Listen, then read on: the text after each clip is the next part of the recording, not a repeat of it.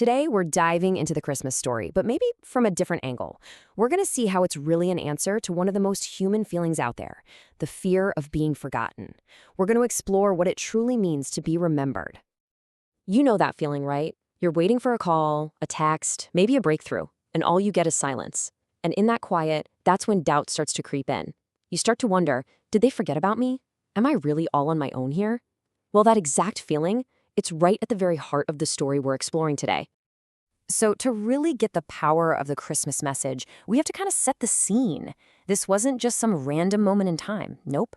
It was the climax of centuries, literally centuries of waiting. Just try to imagine it. For generation after generation, the people holding on to these ancient promises, they heard nothing. Not a new word, not a new sign. Can you imagine how thin their hope must have been stretched? It would have been so easy to just give up and think, well, maybe we were forgotten. Maybe those were just old stories after all. I mean, think about that massive gap in time. After the last prophet's voice faded, there were hundreds of years of just total silence from heaven. An entire culture was built around this idea of waiting, of holding on to a hope that had no new evidence to back it up. And then a new hope arrives, and everything, absolutely everything, changed. So, after all that quiet, all that agonizing waiting, the story takes this huge, dramatic turn. This is the moment the whole narrative just pivots.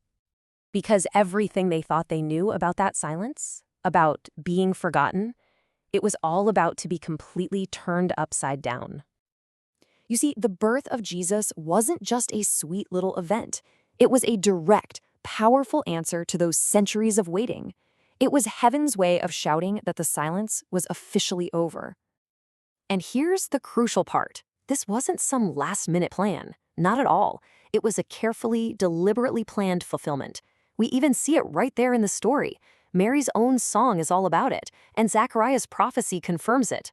All that time, when it seemed like absolutely nothing was happening, God was watching. God was preparing everything behind the scenes.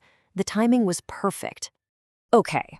This brings us to the absolute core idea of this whole explainer. That word, remembers, in this context.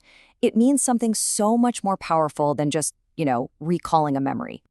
Let's just pause on this definition for a second. When the scripture says God remembers, it has nothing to do with forgetting something. It's an action word. It means to lock in your attention on something and then to move, to act with a clear purpose. And this just shows the huge difference, doesn't it? For us, forgetting is passive, right? We just lose track of our keys. But in this story, God's remembrance is an active, driving force. It's a decision to step in, to make good on a promise. It's not about memory, it's about mission. And that's exactly why the manger is so important. It's not just a quaint little scene for a Christmas card, it's the physical proof of that active remembrance. It's the evidence that the promises weren't forgotten. They were being brought to life with purpose and with mercy. So, let's bring this all home. How does this ancient story actually speak to us right now, especially when we find ourselves in our own seasons of waiting, of silence? This is really the key takeaway. If you're in a period where things just feel quiet, this story offers such a powerful new way to see it. That silence doesn't mean you're alone. A delay in what you're hoping for doesn't mean you've been neglected. The central, thundering message of Christmas is this: you have not been forgotten. The story leaves us with this incredibly personal, powerful image. It's a promise of an intimate, constant awareness. The idea here isn't that you're just a name on some list somewhere.